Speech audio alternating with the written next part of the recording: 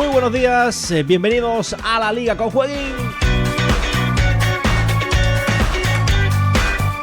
Xabi Alonso sufrió su primer traspiés como técnico del Real Madrid. Una manita le endosó al Atlético en un derbi que parecía tener controlado el conjunto blanco al descanso. Una derrota realmente dolorosa que no ha sentado bien a la parroquia madridista. Vamos a analizar en este podcast todas las claves del partido y qué repercusión tendrá, sobre todo de cara a futuro. Además, estas próximas jornadas se vienen partidos muy interesantes como el Madrid-Villarreal o el Barça-Sevilla, para los que realizaremos una apuesta acumulada en Jueguín. Y por último, pero no menos importante, tenemos un scouting de delanteros de la Liga en clave fantasy, en clave solar. Vamos al lío.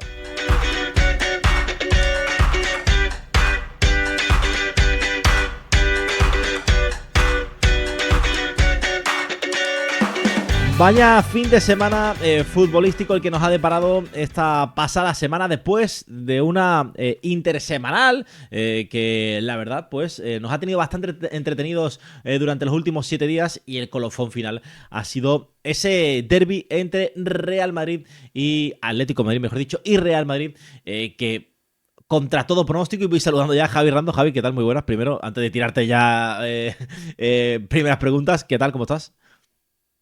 ¿Qué tal, Antonio? Pues muy bien, de lunes, festivo, por cierto, aquí en mi pueblo, pero el fútbol ya sabes que no para, así que estamos al pie de cañón para analizar todo lo que corresponde a esta última jornada de Liga, y con especial atención a esa paliza, ¿no?, del Atlético de Madrid al Real Madrid, en lo que fue un partidazo, sobre todo en la primera mitad, y en la segunda mitad, pues un auténtico descoque por parte del equipo de Simeone, con el que hemos sido muy críticos, pero que nos dejó pues la mejor actuación, yo diría, que no solo evidentemente de la temporada, sino de los últimos años, seguramente. Muchas claves que analizar, Javi. Si te parece, vamos paso a paso. 5-2. 5-2. Y eso que el Atlético, pues, que el Real Madrid remontó el gol inicial de Sorloz. Se puso por delante. Todo pintaba muy bien, Javi, la verdad, para el conjunto blanco. Una remontada, galones, golazo de Mbappé, Güler como pez en el agua. Todo parecía ir fantásticamente bien para el conjunto colchonero, pero de un momento a otro se desconectó el Real Madrid. Cuéntame un poquito tus sensaciones viendo el partido. Bueno, fue Lenormand, el gol inicial fue Cierto, de cierto. Robin Lenormand en ese lanzamiento de córner, ese balón parado que ya hemos comentado, que sigue siendo el lastre del conjunto blanco. Lo fue la temporada pasada y lo está haciendo también en esta, donde está teniendo un ratio de goles recibidos en balón parado demasiado alto, ¿no?, para un equipo de tanto calibre. Pero sí, como bien dices, a mí ya me dejó preocupado un poco el inicio. Fíjate, no quiero ser tampoco agorero o un poco pronosticador de éxito a posteriori, pero no me gustó el arranque del Real Madrid, y sin embargo sí me gustó el arranque del Atlético de Madrid. Vi un Atlético de Madrid sobre todo muy fuerte en los duelos, que creo que fue lo que marcó la diferencia en todo el partido. Un Atlético de Madrid que ganaba duelos, que iba, la verdad, que iba fuerte, también siempre es cierto que en ciertos momentos un poco al límite del reglamento, pero también sabiendo jugar su partido. Y el Real Madrid, en lugar de crecerse ante esa adversidad, lo que vimos fue que se fue viniendo abajo. Es verdad que hay un momento reactivo que es más por calidad que por otra cosa, calidad principalmente de sus grandes figuras. Por un lado, Mbappé, ¿no?, que es el jugador que marca ese gol del empate a pase de Arda Güler, en una buena acción colectiva de los jugadores, y se vuelve a repetir el mismo patrón en el segundo gol del Real Madrid, que es otra buena acción individual de Vinicius Junior en este caso, también rematada o finalizada por Arda Güler, que fueron para mí casi los tres jugadores a los que salvo, ¿no?, de la quema. Fueron tanto Arda como Vinicius como Kylian Mbappé, que sí que cumplieron con su parte del trato hasta ese momento. Donde en otro momento esa remontada en el Metropolitano hubiera supuesto un revés para el Atlético de Madrid, tal y como vimos en el partido anterior ante el Rayo Vallecano, pues el Atlético de Madrid sacó energía, sacó ganas, sacó confianza también, y además lo hizo en base a jugadores que no estaban teniendo un buen rendimiento de temporada hasta el momento último de este partido, como fueron sobre todo Giuliano Simeone o Coque, jugadores también muy señalados, muy criticados, por parte también de la afición atlética, por todos los que siguen el mundo fútbol, de jugadores que no estaban hasta ese momento a su mejor nivel. Y vuelven a sacar esa parte de garra, de orgullo, y lo llevan hasta un gol que para mí es un error dramático del Real Madrid, es el gol de Sorloz, justo además en el tiempo de descuento de la primera mitad, que creo que eso es lo que cambia el partido completamente. A partir de ahí bueno, es un fallo individual, tanto de Dinhausen como de Álvaro Carreras, en la marca de Sorloz, y de nuevo vuelve a ser otro gol, que no a balón parado, pero sí que es un gol por alto, que está siendo, como decimos, una de las fallas del conjunto blanco, y creo que irse al descanso con el 2-2 es algo que el Atlético de Madrid, pues en la segunda mitad lo saca como fortaleza y el Madrid lo saca como debilidad. Te decía que no me estaba gustando el planteamiento del Madrid hasta ese momento en la primera parte, por mucho que siguiera vivo en el marcador, porque yo no había visto al Madrid jugar en un bloque bajo, en un bloque medio durante toda la temporada. Al contrario, estamos viendo fases de bloque alto, que es como a mí me gusta que juegue el Real Madrid, donde creo que saca más, y no entiendo el por qué el Real Madrid salió un poco atemorizado en ese partido. Creo que le pudo la situación y a partir de ahí pues se pueden hablar del por qué. La segunda parte fue dantesca, Javi. O sea, hemos analizado la primera, pero es que la segunda, yo particularmente hacía tiempo que no veía un Madrid. Porque hemos visto al Madrid de Ancelotti en bloques bajos, de forma muy regular, sobre todo contra grandes equipos, siendo bastante seguros en el aspecto defensivo y después matarte a la contra. Bueno, Madrid de diferentes perfiles, pero es que no hubo perfil, o sea, el Madrid no estuvo ni de lado, o sea, no se le veía el canto al Madrid, ¿no? Era prácticamente una marioneta en manos de un equipo que es verdad que al final te mete 5, tampoco es que desplegara un fútbol increíble para mi gusto, el Atlético, pero sí que supo explotar todas y cada una de las debilidades del Madrid, aprovechando los fallos, ¿no? Yo creo que se dieron dos circunstancias. Por un lado, que el Atlético creyó firmemente en su plan de partido, que además es el plan que todos esperábamos. Si es que el Atlético siempre hace eso. El Atlético de Madrid tampoco podemos ser ahora resultadistas o que lo anterior no valga, ¿no? Imagínate si sacamos la conclusión de que el mal inicio del Atlético era un plan para este partido, ¿no? No podemos ser así tampoco. El Atlético de Madrid agudiza algunos males que tiene que solucionar. Pero evidentemente el día que juega contra el Real Madrid es, no sé si definirlo como el partido del año, pero ahí andaría, sobre todo en el Metropolitano. Eh, y sabemos perfectamente el plan de partido del Atlético de Madrid, cuál va a ser siempre en ese tipo de encuentros. Fuerte al choque, ganar duelos, buscar rápido esos espacios que se generan, sobre todo en banda, donde hay jugadores como Nico González, el otro día Julián Álvarez, que están excepcionales. Y se dio esa circunstancia que el Atlético de Madrid creyó en todo eso y lo supo, más creo que llevar de una manera precisa, con lo que para mí fue sobre todo muy preocupante y fue la falta de personalidad del Real Madrid como conjunto y como piezas individuales. Hoy me vas a permitir sobre todo que no redunde en nombres concretos, porque sería, vuelvo a repetir, también un poco oportunistas. Todos sabemos que Hausen o que Álvaro Carreras fallan, por ejemplo, pero también creo que no podemos ser injustos. El nivel de Álvaro Carreras hasta el partido del Atlético de Madrid era muy bueno. O sea, tampoco nos estábamos inventando nada. Ahora, Totalmente. la pregunta es ¿por qué naufraga en este partido? Yo no creo que naufrague solo Álvaro, sino que naufraga todo el equipo a nivel colectivo. Sería sencillo, vuelvo a repetir, señalar 4 o 5 nombres como los culpables, que más o menos todos los tenemos en la cabeza, pero creo que hay que ir más al sentido colectivo. Y en el sentido colectivo del Real Madrid lo que faltó fue mucha personalidad, muchísima personalidad. El equipo, yo no sé si era también una orden de Xabi Alonso o es que el propio equipo, un poco impresionado por esa presión atlética, por esa fuerza, por esa dificultad para ganar duelos, acaba de forma natural hundiéndose, ¿no?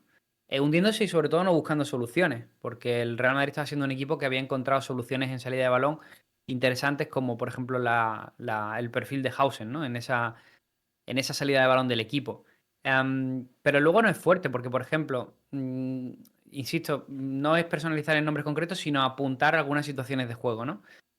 ¿Cuál fue el rol de Federico Valverde en el partido contra el Atlético de Madrid? Porque yo todavía no lo sé. O sea, si Federico Valverde, su misión era fortalecer el centro del campo, ayudar en salida y estar fuerte, pues fue un partido tétrico, tétrico. Porque le pudo un jugador ya en su caso como futbolista, como fue Coque, por ejemplo. Ahora bien, si el papel de Federico Valverde, por ejemplo, hubiera sido un poquito más utilizado en banda derecha para ayudar a Dani Carvajal, que fue sustituido también por lesión con Militao, creo que eso también fueron dos cosas que en esa segunda mitad nos ayudaron a que el Real Madrid se sintiera un poco más cómodo. Pero, pero creo que Fede en sí personaliza un poco lo que fue ese no saber qué se estaba haciendo sobre el campo. Y en ese no saber qué se está haciendo, más esa falta de personalidad colectiva, esa falta de líderes naturales, que un equipo que viene de tener a Kroos, de tener a Modric, de tener a Sergio Ramos, que ya es muy, muy pasado, pero ahí está, de tener a Cristiano Ronaldo, de tener al propio Karim Benzema, que era un líder silencioso seguramente, hay una falta de liderazgo tremenda en el equipo y yo creo que es lo que alude no solo a esta derrota en este 5-2 contra el Real Madrid, sino si me voy a la temporada pasada, esos 16 goles recibidos en 4 partidos, son 4 goleadas por parte del Barça de Hansi Flick. Entonces, es un equipo que está ausente de saber cómo desenvolverse en situaciones donde, digamos, dudan de todo. Y el problema que es a donde voy, al canal, porque siempre es mucho más fácil personalizar en solo una figura. Creo que sobre todo Xabi Alonso no ayudó a que eso fuera mejor.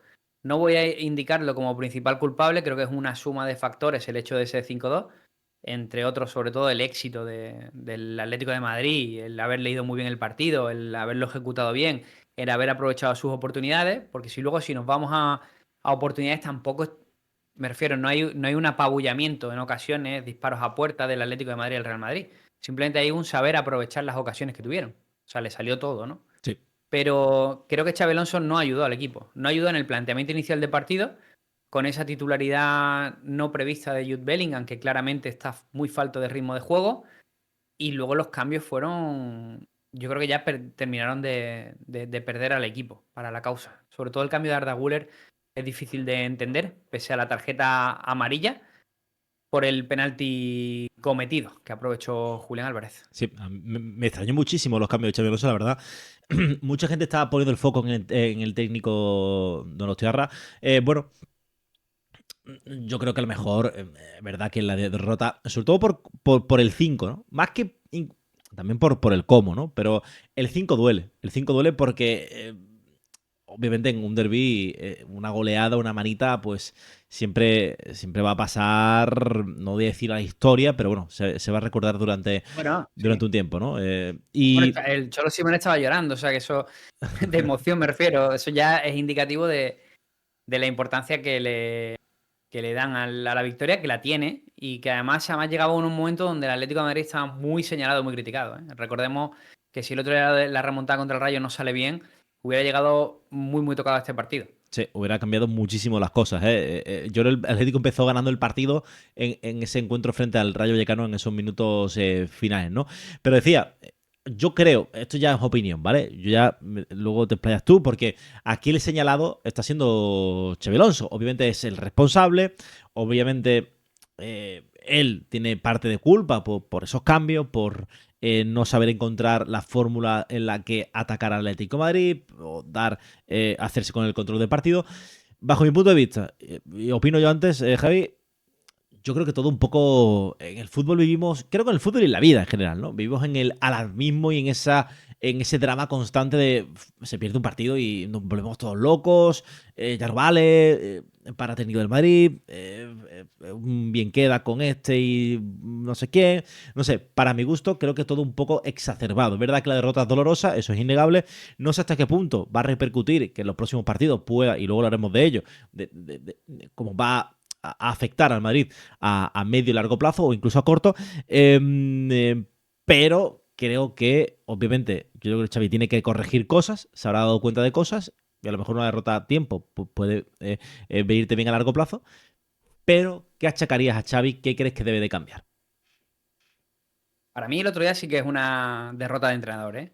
No tanto de colectivo, que sí, evidentemente también hay que apuntar a jugadores, pero creo que es una derrota que en un amplio porcentaje es una derrota de entrenador, o una goleada de entrenador, mejor dicho. Puedes perder, pero si pierdes tienes que perder con tu seña de identidad clara, ¿no? Yo creo que el Xabi Alonso lo que le pasa al otro día en el Metropolitano es que se traiciona a sí mismo. O sea, digamos que todo el discurso que ha construido desde el inicio del Mundial de Clubes digamos, llega a un escenario ideal porque, bueno, el día que pierdes 4-0 contra el Paris Saint-Germain en el Mundial de Clubes, más o menos puedes entenderlo. Bueno, no tienes el equipo todavía calibrado como quieres, tal. Bellingham sigue con problemas en el hombro. En aquel momento tienes que jugar, además, bueno, con una inferioridad de nombres que sabes que van a contar con él para temporadas. Bueno, que podemos contextualizar ese 4-0 recibido contra el PSG. Pero este 5-2 contra el Atlético es menos fácil de entender, ¿no? Y creo que apunta sobre todo a que Xabi Alonso se traicionó. Se traicionó primeramente la inclusión de Jude Bellingham en el 11 de titular. O sea, ahí en el momento en el que introduces a Jude Bellingham de forma muy forzada, porque claramente se le vio que no estaba cómodo, estaba sin ritmo y estuvo muy perdido durante el partido, rompes con un mantra que llevas aplicando desde el inicio de temporada y es que los jugadores se van a ganar los minutos en el campo, ¿no? Lo hemos visto con Vinicius Junior, ¿no? Al que el propio Xabi Alonso, bueno, pues ha señalado o ha apuntado que es un jugador más que tiene que adaptarse a su idea de partido, a sus rotaciones, etcétera, etcétera. Entonces es muy difícil de entender la inclusión del inglés en el 11 titular cuando estábamos viendo como jugadores como Franco Mastantuono estaba respondiendo bastante bien. De hecho, venía de su mejor partido contra el Levante. Esa es la primera traición que comete Xabi Alonso sobre lo que había construido hasta el momento. La segunda es el planteamiento propio de partido. O sea, no puedes salir, no puedes llevar desde el inicio jugando fases, sobre todo de presión alta, fase de inicio de partido, fases de post-cooling break, que es a partir del 30, y fases en la segunda mitad, donde vemos claramente un Real Madrid volcado en el área rival, intentando dificultar esa salida de balón, propiciando esos balones en largo. Eso no se vio. En el partido ante el Metropolitano hubo ya sea por la falta de personalidad colectiva del conjunto blanco o por un indicativo del técnico de que el partido se iba a desarrollar en un bloque bajo, bloque medio. Entonces ahí llegamos a la segunda traición. Y la tercera, que no es tanto traición, sino que yo creo que es fruto de la desesperación, son los cambios realizados. Los cambios, yo no entendía, o sea, no terminaba de entender qué estaba intentando el Real Madrid, qué estaba intentando Xabi Alonso y qué estaba intentando el equipo. O sea, no lo comprendía. A cada cambio me parecía que el equipo se iba despersonalizando más. Y de hecho a mí no me preocupa tanto. Sé que el número es muy bonito, o sea, esa manita, ese 5-2. No me preocupa tanto eso, que te metan 5, porque casi que puedo entender el por qué acabas sobre todo recibiendo ese último gol, ¿no? De Griezmann, que es fruto de la desesperación que se ve en el campo. Sino lo que me preocupa muchísimo es los 20-25 minutos de partido donde con 3-2 y 4-2 yo no veo que el Real Madrid esté intentando absolutamente nada. Y otra más que se me ha olvidado. Jude Bellingham ni siquiera fue el primer cambio. O sea, aguantó, hizo cambios primero por no hacer todavía el de Bellingham, que fue por Rodrigo, y que fue un cambio que tardó, que se llevó hasta el minuto 70, cuando era evidente que el cambio era casi en el descanso, si me apuran, ¿no? Entonces, por esos motivos, me da la sensación de que, independientemente de que los jugadores y a nivel colectivo el Real Madrid tengan muchas lecturas que hacer del partido contra el Atlético de Madrid, el que tiene que hacer más lecturas de este partido es Xabi Alonso. Porque en octubre hay otro encuentro contra el Barça y el Barça y Hansi Flick han leído todo esto y te la van a hacer seguro. No tengo ningún tipo de duda. Te la van a volver a hacer, te van a meter en los mismos problemas. Porque además son problemas que son muy evidentes. Y es una falta de liderazgo, es una falta de conciencia, una falta de personalidad y sobre todo un miedo a fracasar, un miedo a perder, un miedo a equivocarse, que acaba haciendo que el Madrid juegue de una forma totalmente irreconocible. Entonces, te puede dar para la liga, pero te puede dar para competir y luchar en la liga, pero viendo esto, esta primera piedra de toque, o mucho cambia la cosa o no te va a dar para objetivos mayores, seguro. Te has quedado a gusto, Javi. Me queda a gusto, pero creo que está todo bien argumentado. O No, sí, sí, sea, sí, creo eso sí. que me baso en una justificación o en algo que he visto y también desde el punto de la frialdad de haber pasado sábado, domingo y casi todo lo que llevamos de este lunes. Sí. Eh, claro, a partir de ahora, ¿qué, Javi? Con esto cerramos el primer bloque de Xabi Alonso y del Real Madrid, pero decías que tiene que cambiar mucho la cosa de cara a ese encuentro frente al Barça. ¿Crees que lo va a hacer? ¿Crees que puede haber esos cambios? ¿Que puede reconducir entre comillas, la situación. El Madrid ahora mismo es líder de la liga, ¿no? Que parece que no, pero lo es. Bueno, ahora se heredan varios problemas. Parece que lo de Militao no se queda en mucho, que incluso podría estar este fin de semana. Volvemos a tener problemas en los centrales. Rudiger ya sabes que está de baja varios meses. Volverá, yo creo, a partir de octubre y tal. O sea, el Real Madrid ha fichado a Hausen, ha fichado a Álvaro Carreras y a Trent Alexander-Arnold y agudiza los mismos problemas en defensa que tuvo Carlo Ancelotti, sobre todo en su último año. En este caso, fruto de las lesiones, que es algo que sí que es cierto que no se puede planificar, pero que acaba matando de a poco al equipo. Y, y sobre todo el problema del foco está en el lateral derecho, ¿no? Trent Alexander-Arnold está de baja, no llegará a ese partido a finales de octubre, o sea, no lo veremos hasta noviembre. Mismo que acaso Dani Carvajal, que también se fue lesionado tras esa acción con Nico González y estará también de baja hasta al menos noviembre, ¿no? Nos encontramos sobre todo que los dos potenciales laterales derechos titulares del Real Madrid no están disponibles y que eso obliga a Xabi Alonso a intentar algo. Yo hubo un mensaje de Fede Valverde que a mí me sorprendió muchísimo. Vuelvo a repetir, no soy sospechoso de Fede, hablo con él porque le exijo más que a ninguno, porque primero lleva el brazalete de capitán del Real Madrid y segundo y menos importante porque es mi jugador favorito del Real Madrid, o sea, siendo sincero. Pero creo que se personaliza mucho en la mirada hacia Vinicius Junior. Cuando el otro día lo vimos, Vinicius sigue siendo resolutivo cuando tiene ocasión y cuando tiene el contexto de juego adecuado. Sin embargo, sí me parece muy preocupante la situación de Fede Valverde, que ha sido un jugador importantísimo para el Real Madrid. Como te digo, el otro día lanza un mensaje al uruguayo que ya sabe el entrenador que a él no le gusta jugar en el lateral derecho. Pues Fede, querido, yo lo siento mucho ser yo el que te lo anuncie, pero me da la sensación que vas a ser el próximo lateral derecho del Real Madrid. O sea, a este nivel de juego, Fede solo es aprovechable como lateral derecho, no en el centro del campo y menos con la vuelta de Bellingham. Se va a dar las circunstancias, como te digo, de la lesión de Carvajal y de Arnold que van a hacer. Yo creo que veamos mucho a Fede en ese costado derecho, incluso puede que coincidiendo con tres centrales, con un esquema diferente. Y son las cosas que va a tener que trabajar Xabi Alonso. Lo hace ya con la asunción de saber que necesita corregir cosas y que todo no es dorado, que las 5 primeras victorias ni mucho menos son un espejismo, pero que tampoco son la realidad de lo que se espera que sea una temporada difícil, una temporada dura y una temporada complicada en la que tiene que seguir ajustando muchas cosas. Yo creo que ha intentado ajustar algo que no tenía sentido, que era lo de, vuelvo a repetir, lo de Vinicius Junior arriba. Creo que era un ajuste que era un sinsentido, porque si tu opción B era Rodrigo, se caía por su propio peso. En una balanza nunca te va a salir superior Rodrigo a Vinicius, es imposible. Y sin embargo, creo que ha descuidado mucho todo lo que es la parte de construcción de juego de centro del campo y sobre todo de mentalidad. Ese mental del Real Madrid es débil en este tipo de partidos y creo que por ahí es donde tiene que sumar ahora mismo.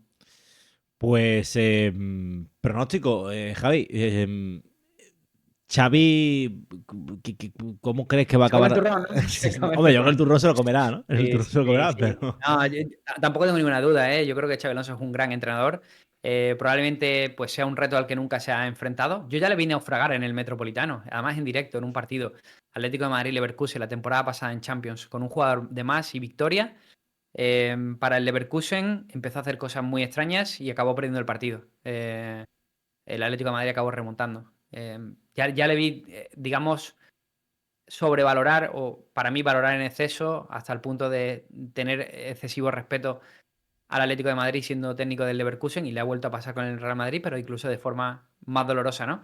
Entonces, sí, yo creo que son cosas que tiene que aprender. Es un técnico joven, pero también creo que es un técnico bastante inteligente. Y espero que tome buena nota de lo que ha hecho y de lo que no ha hecho a lo largo de estos primeros meses al mando del Real Madrid, pero creo que si alguien pensaba que esta iba a ser una empresa fácil para Alonso, no la va a ser. Esto es un Miura. No, desde luego que va a tener que analizar y trabajar para poder llevar a cabo la tarea de hacer un Madrid campeón, que es posiblemente el peor banquillo del mundo, ¿no? El del Barça tampoco que esté muy lejos, ¿eh? No sé Es cuál, un cuál de los dos banquillo. peor. No, lo que pasa es que sí que es verdad que, fíjate, yo a Flick lo veo muy cómodo en el banquillo del Barça. Sí, la verdad es que sí, ¿eh? Sí, sí. No sé, es como un entrenador que le salen las cosas, ¿no? Creo que también cuando te salen las. Yo creo que es un entrenador muy trabajador, ¿eh? No digo que Xabi Alonso no lo sea, ni mucho menos, ¿eh? Pero, pero me parece que Flick es un entrenador muy trabajador. Creo que eso también se nota. Y también es verdad que ahora mismo rema a favor de que le salen las cosas siempre bien, ¿no? Pero sí que es verdad que parece que tiene ese puntito en el cual, bueno, incluso de la eliminación del Inter en Liga de Campeones en semifinales sale incluso reforzado. Sí. O sea que es un entrenador que por ahí pues está teniendo también esa fortuna de que no solo le acompañan los resultados, que son positivos, sino que también le acompaña el relato alrededor de lo que está construyendo con el Barça, y eso también es algo importante.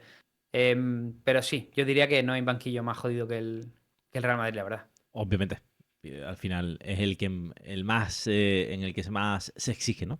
Así que veremos qué hace Xabi Alonso. Podéis opinar en la cajita de comentarios, ¿eh? Siempre lo digo, pero nos gusta mucho leeros. Nosotros nos vamos al segundo bloque, donde vamos a hablar también del Madrid, pero también de más cositas.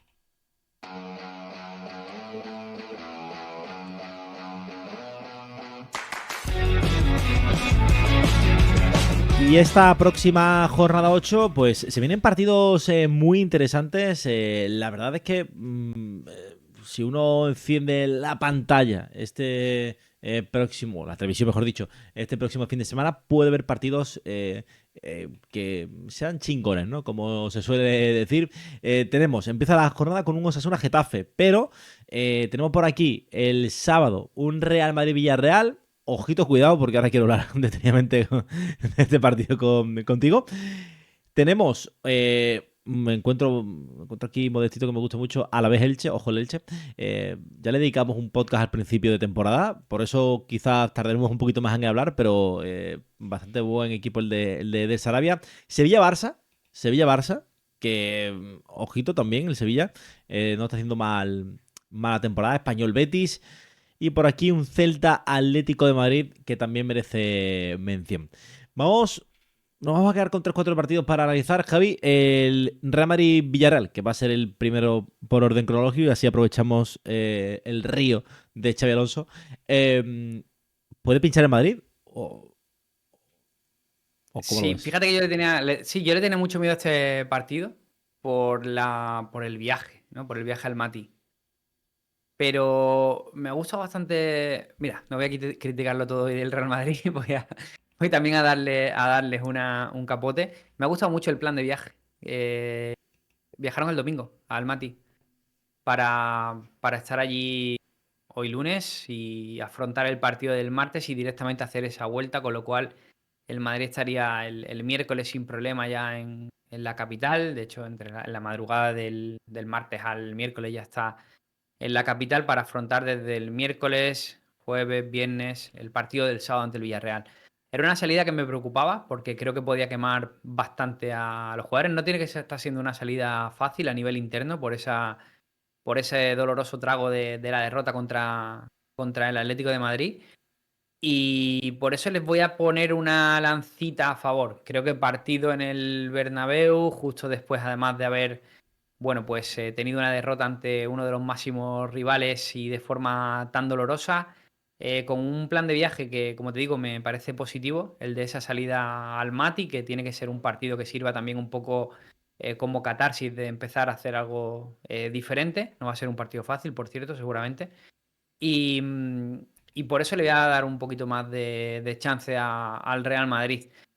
Sumado también a que si el partido fuera en la Cerámica, quizás este planteamiento mío cambiaría un poco. Pero bueno, siendo sábado a las 9 de la noche en el Bernabéu y justo después de todo eso, con un plan de viaje adecuado, independientemente de que haya algunas bajas importantes, como esas que hemos reseñado, sobre todo en el lateral diestro, auguro que debe ser un partido positivo ante el Real Madrid, ante uno de los rivales sin duda más fuertes de la liga, el Villarreal, que lo está haciendo súper bien y que seguramente también pues veremos cómo Marcelino también plantea una estrategia que será difícil para el conjunto blanco. Pero no olvidemos también que esta temporada el Villarreal pues también está inmerso en esa Champions, que empezó con mal pie y que seguramente querrá darle también bastante importancia al partido de Champions. Sí, el Villarreal que viene de ganar ese partido frente al Athletic. Las cuotas son 1,46 con el Madrid, empate 4,90 y victoria del Villarreal a 6. Aquel que vea que hay crisis en el Madrid, que es el momento ideal, ¿no? Pues después de la derrota frente al Atlético, eh, es el momento. ¿Ibas a decir algo más, Javi? No, te iba a decir que eso, que al final el Madrid, si pierde un partido o empata un partido, está en crisis, ¿no? Pasa también un poco igual Sí. como el Barça, ¿no? Quizás hay algo menos pronunciado, pero está claro que ahora mismo atendiendo a lo que fue el resultado contra el Atlético de Madrid, como poco hay que meterle una mini crisis, ¿no? Que podría ser lo que haga que alguno de nuestros seguidores se vaya, bueno, pues a esa cuota 5 de euros por empate, que no es mala del todo. Sí. Pero el Villarreal va a ser un equipo duro, seguro. También. Sevilla-Barça. El Barça que visita el Sevilla. Un Sevilla que esta temporada, yo creo que desde el principio, Javi, hemos hablado bastante bien de Almeida, bastante bien del Sevilla.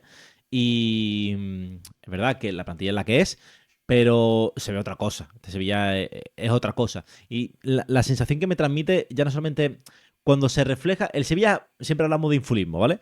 Siempre hablamos de equipos que tienen, pues, esa expectativas demasiado altas con respecto a la plantilla o respecto a la historia que suele marcar. El Sevilla es más bien lo contrario, ¿no? El Sevilla rara vez ves tú que haya un exceso de confianza en que se pueda hacer algo. Si no, si lo hacen y si lo pueden hacer, lo hacen, ¿no?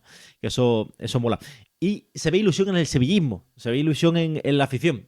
No tanto porque se puedan hacer grandes cosas, sino por lo que hay en el césped les representa. Y el otro día la victoria frente al Rayo creo que lo deja bastante claro. No sé si el Sevilla va a ser capaz de competir al Barça, eso también te lo digo, pero sí que creo que puede ser un partido más interesante que los últimos Sevilla-Barça. No te lo voy a comprar 100% porque veo al Barça muy bien. Veo al Barça sobre todo muy convencido, o sea, muy consciente de lo que es una liga. Sobrado, lo hemos visto partidos sobrados, ¿no? Como esa, sobre todo en el Johan, ¿no? Bueno, Johan, Montjuic en Camp Nou, ¿vale? Esa tripleta que podría ser la sede local del Barça en Liga, el estadio local. Ahí lo veo fuerte, lo veo convencido. Veo al Barça con un objetivo, ¿no? Con una línea a seguir. Y creo que eso al final determina el resultado final. Inclusive contra la Real Sociedad no fue un partido especialmente mayúsculo del Barça. Y fíjate que ahí rompo un poco justo lo que acabo de decir, ¿no? Pero bueno, es que hace no tanto, hace 2 partidos le ganó 6-0 al Valencia en casa, que es un resultado que... Y luego seguidamente 3-0 al Getafe. Pero vamos a tener ese Barça exuberante por momentos, ese Barça que va cogiendo picos de forma y demás, y luego ese Barça que quizás en ese momento alega un pico de forma menor, pero que te saca los partidos. Y tiene una seguridad ahora mismo total. Y para mí la representación gráfica es esa victoria contra la Real Sociedad. ¿Es una victoria brillante? No. Pero es una victoria resolutiva. Además es una victoria que parece que en ningún momento peligra, incluso con el 0-1. Con el 0-1 de la Real Sociedad, tú más o menos sabes que el Barça ese partido te lo va a competir. O te lo va a sacar adelante. Y creo que eso es lo que juega en contra del Sevilla. Que es un equipo que, como tú bien dices, pues nos ha ido convenciendo de a poquito. Primero nos convenció Almeida con su discurso. Cuando hablamos de relato, no lo decimos en el mal sentido. No tiene por qué ser en el mal sentido. Puede ser también en el buen sentido. En este caso, yo hablar del relato de Almeida lo considero algo bueno, algo positivo. Almeida lo que está inculcando es una filosofía que el Sevilla ha perdido a raíz de una presidencia barra directiva dantesca, a raíz de una dirección deportiva tras la salida de Monchi dantesca, con Víctor Horta al frente, a raíz de una sucesión de entrenadores de perfiles totalmente diferentes y ahí pues Almeida yo creo que se ha preocupado un poquito más de que la filosofía del Sevilla tenga algo de sentido, tenga algo de que haya una filosofía colectiva que pueda englobar a su proyecto y que pueda englobar a todos los jugadores. Y ahí es donde estamos viendo que está metiendo mayores esfuerzos. Entonces, ¿por qué nos gustó Almeida al principio? Nos gustó por su forma de hablar, por su forma de contar las cosas y sobre todo por su forma de enfrentar los problemas endémicos que tenía este Sevilla. Y a partir de ahí, que el grupo le ha hecho caso, el grupo le ha escuchado y el grupo tiene claro a lo que juega el Sevilla, es donde estamos viendo los resultados.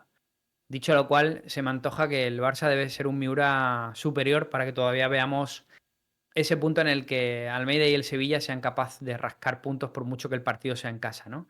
Creo que llega demasiado pronto y creo que de este Sevilla jornada 7 a un Sevilla jornada 20 debemos ver una diferencia palpable y es que sea un equipo un poquito más seguro a la hora de sacar resultados. Yo al Sevilla le sigo viendo esos pequeños problemas que tiene de cuando en cuando y que eso el Barça pues te lo va a castigar. Dicho lo cual, seguramente pues sea un partido un poquito más ajustado de lo que fue la temporada pasada. 1,49 se paga la victoria del Barça, 4,90 el empate y 5,40 la victoria del Sevilla. Coincido contigo en todo lo que comentabas. Vamos a meter un cuarto partido, vamos a meter un tercer partido. Dime. Perdona, ahí quizás lo que sí podemos arriesgar al Sevilla es que la victoria del Barça sea con un menos dos y medio, ¿no? Que se paga a 2,85. Quizás pues pueda ser una forma en la que premiar lo que estamos viendo del Sevilla, ¿no? Que quizás sea un partido ajustado, no una goleada, que es lo que se espera. Te voy a decir, Español-Betis. Duelo interesante. El Español está consiguiendo buenos resultados en estas primeras jornadas. Y el Betis que ya ha puesto, pues, no sé si el modo... A mí me gusta mucho el Betis este año, Javi, te lo digo. Me gusta mucho el Betis. A mí el nivel que está mostrando en defensa, el centro del campo, Habla- Anrabat le da otro toque a este equipo y y creo que a- puede ser y más a- competitivo. Has personalizado en Rabat, que sé que te gusta, pero háblame de uno del centro del campo. A ver si sabes quién es. Pablo Fornals. Sí. Es que yo no me creía a Fornal pivote. O sea, a Fornal en el doble pivote. Lo que sería un poco la posición de Pedri, que se inventó Flick para Pedri, que le dijo, oye, Pedri, vas a ser el mejor jugador del mundo aquí, en esta posición.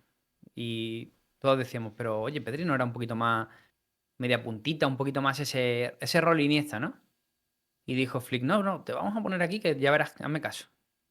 Y Pellegrini hizo algo parecido con Fornal la temporada pasada, ¿recuerdas? Con esa suerte Sí. de lesiones que tuvo en el centro del campo, que era terrible, los Marroca, en fin, Johnny Cardoso también estuvo mucho tiempo en el dique seco. am, y se inventó a Fornals en esa posición. Y oye, nos ha acabado convenciendo y enamorando, ¿no? Estamos viendo un Fornals potente en la generación de asistencias, de goles, pero también de robos decisivos para su equipo, ¿no? Y eso ya es una asunción de posición importante. Es verdad que el otro día también juega con esa ayuda de Marroca, lo cual libera un poquito más a Pablito Fornals, pero tiene un proyecto total este Betis, un proyecto muy seguro. Pasa que se mide al chofer, ¿no? Al conductor, lo digo en el buen sentido, que es Manolo González, que está siendo con este español un equipo, podríamos decir que revelación, ¿no? Un equipo que está sacando puntos, que está sacando confianza y que sobre todo se está valiendo de su buen hacer en casa para hacerlo, ¿no? Además, con esa transformación, esos cambios de equipos, de jugadores, que le está saliendo la mar de bien. Y quería destacar una cosa del Betis. Cucho, para mí, lo voy a decir así, para mí es el mejor delantero que ha tenido el Betis posiblemente desde Rubén Castro o por ahí. O sea, por más que Borja Iglesias no lo ha hecho mal, tal, bueno, en fin. Pero el Betis ha ido consiguiendo objetivos y haciendo cosas interesantes sin un delantero que tuviera cierta regularidad. Para mí el Cucho le da otra dimensión a este equipo. Me recuerda en versión pequeñita, porque el que voy a decir son palabras mayores. Tampoco, pero bueno. A ver, a ver por dónde. No, Carlos Vaca, del Sevilla. Para mí tiene un aire, no sé, bueno, los dos son colombianos, ¿no? Más allá de eso, Sí. pero tiene un aire. O sea, son dos jugadores que con la pelota en los pies son muy buenos. Creo que Vaca es un poquito superior, obviamente. Vaca era una locura de jugador. Pero Cucho para mí es un futbolista que encaja perfecto en este Betis. Hace falta sobre todo que el aficionado bético, el aficionado al fútbol, o en nuestro caso, que ya sabes que estamos pegados al fantasy, entienda que Cucho no va a ser solo un jugador de marcar goles. O sea, no es solo un delantero goleador. Exacto. En el momento en el que le quitemos esa etiqueta, que por ser delantero tiene que marcar goles, en el momento en el que se le quite esa etiqueta es cuando se empieza a valorar al Cucho Hernández en su exacta magnitud. Sí. Y es la de un jugador que tiene que servir para que el resto de los jugadores brillen, ¿no? Porque te ejerce una labor muy interesante arriba y si encima la acompaña con goles, como estamos viendo en estas últimas jornadas, pues mejor que mejor. Y por último, Celta Atlético. El Celta. Quiero avisar, ¿eh? Quiero avisar. No que yo ya haya dicho que ya soy muy pesado con que Giraldez tiene mucho tal de entrenador, ya lo llevo diciendo un año y medio, soy muy pesado. Pero quiero avisar, no quiero que haya excusas que la temporada del Celta, que en Europa puede ser un poquito más floja. No, no, no. La temporada del Celta está siendo floja antes de jugar Europa y con un partido en Europa. O sea, que después no vale. No, es que con Europa. No, no. y sin Europa. El Celta está haciendo una temporada mala con y sin Europa. Y encima recibe al Atlético este fin de semana, que el Atlético bueno, pues viene en su mejor momento, Javi. Sí, lo que hay que mentalizarse también. Bueno, yo para mí me voy a mojar con este partido, que creo que al final lo que tú quieres. Esto es un 1x. Ojo. Sí, sí, sí. El Atlético se la pega ahora, después, después de la fiesta le toca pegársela. No, hombre. Lo que sí que creo que tiene una cuota más abierta, ¿no? Me gustaba, por cierto, la otra, porque al viajar el Betis a Barcelona, perdona que te cambie el partido, pero no lo hemos comentado. Al viajar el Betis a Barcelona a jugar fuera de casa contra el Español, que es uno de los equipos más potentes de la liga, tiene una buena cuota de victoria del Betis, ¿eh? Lo dejo ahí como pequeño apunte. Y en esta, sobre todo, pues se potencia tanto la victoria como el empate del Celta con respecto al Atlético. Sí que es verdad que la victoria del Atlético se paga un poquito mejor que la de Madrid y la de Barcelona. Eso ya queda un poco a gusto del consumidor. Pero sí coincido contigo en que al Celta se le está haciendo muy largo este inicio de temporada y estamos viendo sobre todo un equipo que ahora mismo no sabemos exactamente bien a qué juega, qué intenta y ni sobre todo quién va a ejecutar esa idea del técnico, ¿no? Creo que quitando a Radu, quitando a Sotelo, no estamos viendo jugadores que sean habituales en el 11, sino que los demás van permutando, van cambiando y creo que eso está sumiendo en un estado de confusión a toda la plantilla del Celta. El método Giral de la temporada pasada funcionó muy bien a 38 jornadas porque fue eliminado en Copa de forma temprana y eso mantuvo al equipo conectado, con ganas de jugar, con ganas de luchar, con ganas de ganarse el puesto, pero el método Giral de esta temporada con Europa de por medio está siendo un lastre, ¿no? Y sobre todo creo que también este fin de semana pierde porque se enfrenta a uno de los equipos más en forma de la liga, que es el Elche, que también tendría un ratito para hablar, ya lo hicimos hace poco, pero igual un día toca hablar solo y exclusivamente del Elche, si sigue con esta buena senda. Estoy seguro que el Celta intentará competir bien como local, puede ser un partido donde se haga duro contra ese Atlético de Madrid y no pasa por ser una buena visita. Recordemos que el bagaje del Atlético de Madrid fuera de casa suele ser pobre. Con lo cual creo que por ahí se igualan un poco los resultados y la cuota es muy favorecedora para el Atlético de Madrid, sobre todo por de dónde viene el Atlético de Madrid, que es de esa victoria 5-2, pero si nos remontamos al histórico de lo que está siendo la temporada del Atlético de Madrid, más la temporada pasada, su bagaje fuera de casa, yo ahí te puedo decir que la cuota X, 1X son bastante buenas. Vale, pues mira, vamos a marcar que gana el Real Madrid, que yo creo en casa pues sería lo lógico. Vamos a apostar a que marcar que gana el Barça en Sevilla, que creo que puede ser el resultado más predecible. En el español Betis, ¿qué marcarías? Javi, no fácil esta, ¿eh? No es fácil, no. Creo que la que mejor se paga es la X y no me extrañaría ni un pelo. Pues venga, vamos a marcar la X y nos mojamos con el Celta 1 o X, no sé, ¿cómo lo ves? Yo lo que sí le metería a la de Sevilla y Barça sería el -2,5. Vale, perfecto. Porque Lo podéis hacer aquí, ¿eh? nos va a aumentar la cuota, ¿eh? Sí, lo podéis hacer, lo podéis marcar por aquí dentro, aunque ahora no me entra exactamente, pero por aquí tenéis, bueno, tenéis, como siempre digo, cientos y pico de apuestas, ¿vale? Todavía pronto, ¿vale? Pero lo podéis hacer. Y Celta Atlético te dejo la decisión a ti, porque por un Aquí lo lado tenéis. eres atlético de nacimiento y por otro un primo tuyo juega en el Celta, con lo cual entiendo que... Venga, vamos a ponerle que gana el Celta. Solamente con estas cuotas Yo- simples, olvidándonos un poco de lo que decía Javi, que también podéis apostar. Pues mira, sale una cuota de. Ay, no sale, no aparece en pantalla, pero lo pongo por aquí un segundo. Mira, tenéis. ¿Ve? Por cada euro apostado, 29,59, ¿vale? Solamente con No las está mal. cuotas simples, 1x2. Si queréis profundizar, pues también lo podéis hacer y podéis realizar una apuesta acumulada, en este caso de 4 líneas. ¿Que queréis apostar a toda la jornada? Pues también lo podéis hacer.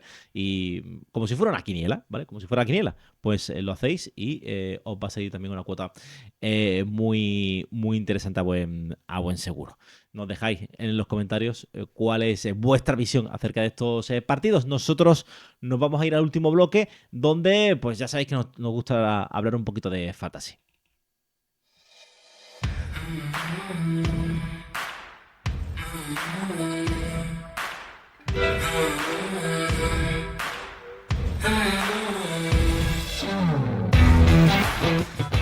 Vamos con el fantasy, Javi, vamos a hablar también de Solar. ¿Qué me traes en el día de hoy?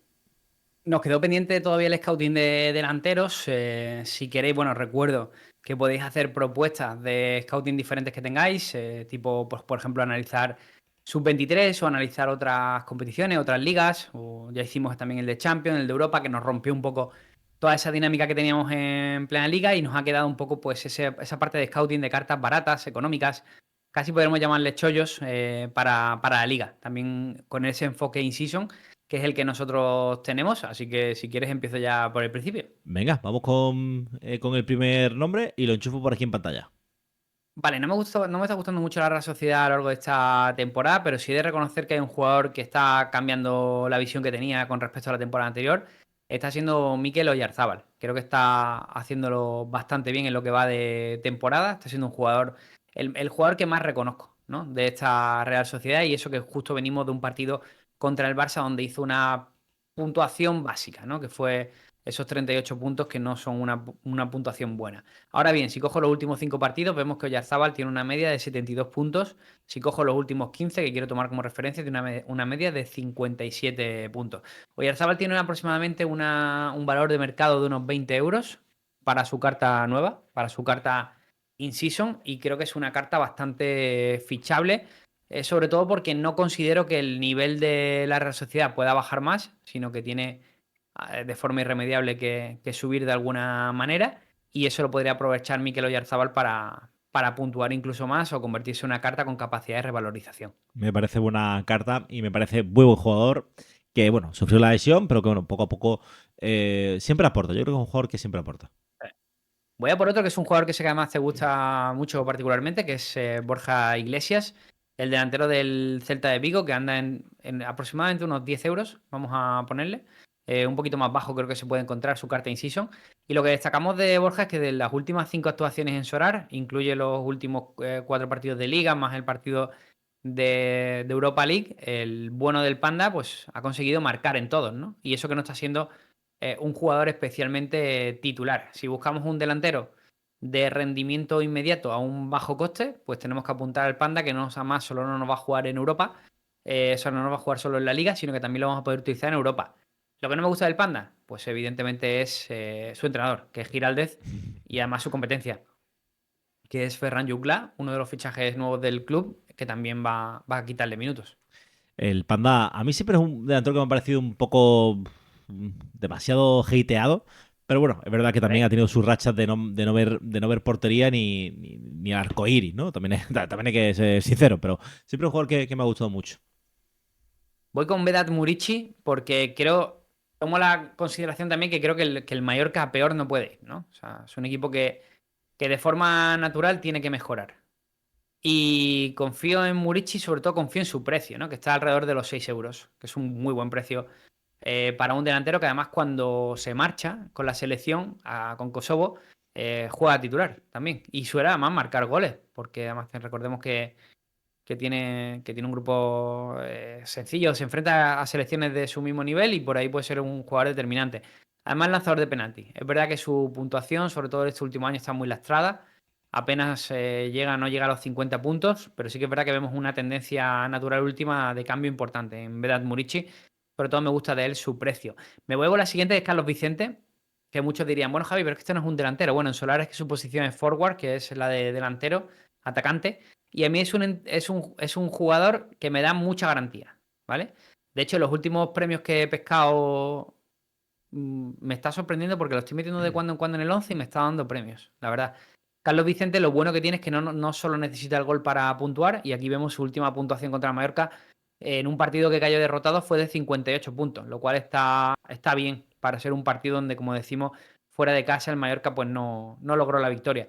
Incluso en este partido contra el Getafe, que entra en la segunda mitad, es capaz de dar 48 puntos. Así que es un jugador potente que además este año es lanzador de penaltis y su carta puede costar entre 8 y 5 euros. Me parece un jugador que va a acabar, o que puede acabar en un Betis con un determinado rol, un equipo que me parece un futbolista que tiene bastante calidad y que sabe tomar muy buenas decisiones, ¿no? Sobre el campo. Voy con el siguiente jugador, que es Jika Mikautadze, el delantero del Villarreal. Una carta que ya sí se nos va a algo más de precio, a unos 20, 15, 20 euros. Y es una carta que nos tenemos que apuntar porque creo que al final lo que nos va a suceder con Miko Tache es que si seguimos viendo esa tendencia de lesiones, tanto de Gerard Moreno como de Ayoce Pérez, pues de forma natural el 9, Mikotatse se va a ir ganando todos esos minutos de juego y es un jugador que, fíjate en este tramo, ¿vale? Que me voy a estas puntuaciones medias de cuando era jugador del Lyon, más jugando con su selección, con Georgia, tiene unos tramos de puntuaciones bastante buenos. Jugador que es capaz de superar los 80 puntos durante 4 game weeks seguidas, eso no es algo fácil. Desde que ha llegado a España, pues bueno, ha tenido sus más y sus menos. No empezó muy bien, luego contra Osasuna y Sevilla fue capaz de hacer decisiva.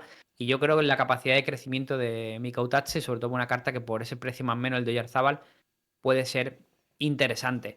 Me voy a por otra, un jugador que te encanta, que yo me arrepentí de no comprar en su momento, que bueno, sinceramente sigue teniendo un buen precio, que es Carlos Álvarez del Levante, que aproximadamente sale por unos 9 euros, 9-10 euros. Es un jugador más sub-23, lo cual siempre nos gusta. Y sobre todo, Antonio, yo no sé tú qué pensarás, pero yo es que a Carlos Álvarez no le veo mucho tiempo en el Levante. No, no, No creo que. ninguno. O sea, para mi gusto le queda una temporada. No se ha ido ya porque subió, ¿no? Y por ahí creo que. Pero bueno, ¿qué equipo era el que lo quería para. No sé si lo quería un equipo de El la Sporting, Serie. el Sporting de El Lisboa. Sporting de Lisboa. Quería poner, no sé si era 20 kilos, ¿no? Para ficharlo. Bueno, a mí un jugador Intentaron que. fichar a Jeremiah del Depor y a Carlos Álvarez. Sí, Intentó fichar el fútbol portugués, intentó fichar a los dos. sí. Por suerte se pudieron quedar. Pues a mí me parece un jugador de un talento brutal. No sé cuál será su techo, pero no sé, es que parece que tenga 28 años. Sabe jugar muy bien a esto. Lo que estamos viendo ahora es una tendencia de que su puntuación se va regularizando un poco con respecto a la temporada pasada en segunda, donde el Levante era un club protagonista, y en esta en primera, pues no tanto, ¿no? Pero bueno, cuando el Levante consigue victoria y le va bien, seguimos viendo un Carlos Álvarez protagonista en puntuaciones. Me voy por Andrés Silva, está siendo una de las revelaciones de la liga, delantero ya en su madurez, con cerca de los 30 años. Su carta sale por unos entre 6 y 10 euros. Y sobre todo lo que destacamos de él, que de las 4 últimas jornadas ha marcado 3 goles. Digamos que ha asumido ese rol más de goleador que ha dejado Rafa Mir y se están compenetrando muy bien en ataque. El portugués yo creo que de hecho de todos los atacantes del Elche, Andrés Silva es el que tiene que ser el que lidera este equipo. Y 3 goles ya en estos 5 o 6 partidos no está nada mal. Sorprendente, ¿no? Andrés Silva. También hay que recordar que es un jugador un poco a rachas, así que aprovechar ahora para cuando vengan las vacas flacas. Voy con Javi Puado, porque creo que ya a partir de aquí empieza a bajar bastante el precio. O sea, sale por unos 4 o 5 euros. Y es verdad que le espero un poquito más ahora mismo de lo que estamos viendo en Javi Puado, porque el español le va bien y no está siendo especialmente un jugador que esté destacando en puntuaciones. Pero lo que me gusta de Puado es que no solo es capaz de marcar, sino que también es un jugador que asiste y un jugador también que asume la responsabilidad del punto de penalti. Entonces, entre otras opciones que tiene el español, como son Roberto, Quique o Dolan, pues me gusta mucho más la de Javi Puado. Me parece más sensato, más equilibrada. Y vamos con el jugador que nos hablaba antes, que es el Cucho Hernández, ¿no? Que sale por unos 10 euritos. Está bien, ¿eh? Con respecto al precio. Está muy bien. Me parece que además está más fino de cara a portería, ¿no? A mí me parece un jugador que a mí me encanta, ¿eh? Más allá del fantasy, pero en el fantasy también. Le sumamos 4 acciones decisivas positivas en las últimas 4 jornadas. Y es un delantero que tiene una cosa buena. Y es que es verdad que no es utilizable en Europa, porque ahí el que juega es Bakambu, aunque él siempre tiene algunos minutitos. Pero siempre sabemos que va a ser titular en Liga. O sea, ahí vemos claro el patrón de Pellegrini y entonces pues nos da salvaguarda con el colombiano en Liga. Voy a por Budimir también, que ha caído mucho su precio, lo podemos encontrar por 5 euros. Delantero que la temporada pasada marcó 17 goles. En esta, pues no estamos viendo a un Budimir tan deslumbrante, solo lleva 2 goles en las 7 primeras jornadas. Pero creo que no hay que dudar mucho en saber que Budimir más o menos va a acabar la temporada entre 12 y 15. Así que todavía estáis a tiempo. No está arrancando bien el proyecto de Alessio Licci en Osasuna. Estamos viendo un Osasuna un tanto despersonalizado y bueno, por ahí. La siguiente que te traigo es Iñaki Williams. Está fatal, pero fatal. O sea, lleva Muy su, mal, sí. ulti- su, L, su L15 son 40 puntos. Está muy mal en puntuación. Aquí vemos que prácticamente no ha superado en las últimas 10-12 jornadas los 41 puntos. Pero a mí es un jugador que me gusta mucho. Y entonces yo me retrotraigo a este momento, ¿no? Que fue hace algo más. Fueron momentos decisivos de la temporada pasada donde el Athletic Club cogió la senda ganadora Y Iñaki Williams era un jugador que no rotaba, que nunca descansaba, que siempre jugaba, que era capaz de dar goles, asistencia, penaltis provocados. Y bueno, por su precio, que son unos 6 euros, yo sigo pensando que Iñaki le está pudiendo un poco la situación esta temporada, pero creo que es un jugador que tiene capacidad para revertirlo. Y el siguiente es Acor Adams. Bueno, un poco por la cara, ¿no? Son 6 euros. De hecho, podemos comprar en el mercado secundario su carta por 2 euritos, ¿vale? Eh, Así que bueno, la traigo porque, oye, viene de marcar y es que a mí Isaac Romero no me gusta mucho. El problema con Acor Adams es ese, que se lesiona demasiado.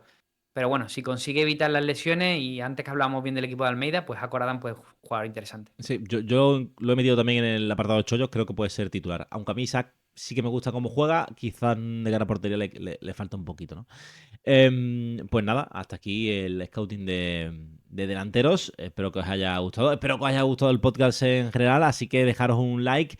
Javi, ya nos escuchamos la próxima semana. Y nada, que vaya todo bien. Nos vemos la semana próxima, Antonio. Es un placer, Nos como siempre, vemos. hablar de fútbol contigo. Chao, Chao, chao. chao.